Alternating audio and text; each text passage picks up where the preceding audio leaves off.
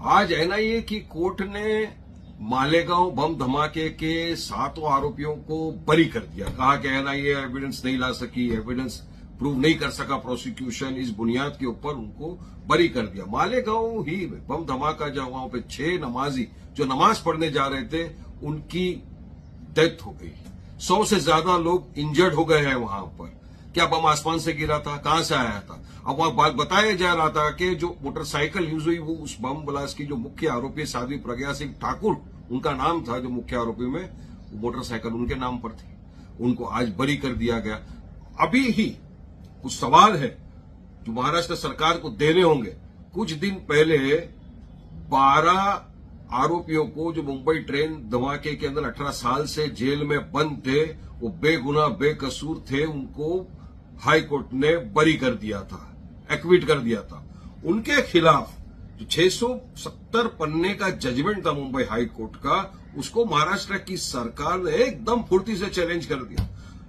सीधा जजमेंट लिए supreme court में चले गए इमीडिएटली और वहां पर स्टे ले लिया। सुप्रीम कोर्ट ने कहा कि ये जो बाहर है इनको वापस जेल में डालने की जरूरत नहीं है, अभी सुप्रीम कोर्ट के अंदर सुनवाई के लिए मैटर पेंडिंग है। तो मेरा ये पूछना है महाराष्ट्र सरकार से, देवेंद्र फडणवीस जी से, कि क्या आप इसी फुर्ती के साथ ये जो एक्विट हुए आज मालेगांव बम धमाके के आरोपी, इनके खिलाफ भी क्या आप जाएंगे?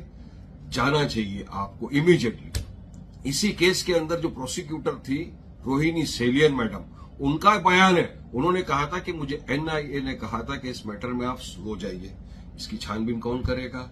इसी केस के अंदर जो एटीएस के चीफ थे हेमंत करकरे उस वक्त के, जिनको 26/11 के समय आतंकवादियों ने मार दिया, जो शहीद हो गए थे, उनके बारे में साध्वी प्रज्ञा ने कहा था कि मेरा श्राप लगा उनको, मैंने श्राप दिया हेमंत करकरे जी को। हमारे बहादुर सिपाही हेमंत करकरे का अपमान किया गया था उस वक्त। तो ये सब चीजें सरकार को देखेंगे? नहीं देखेंगे सरकार इस बात को भी।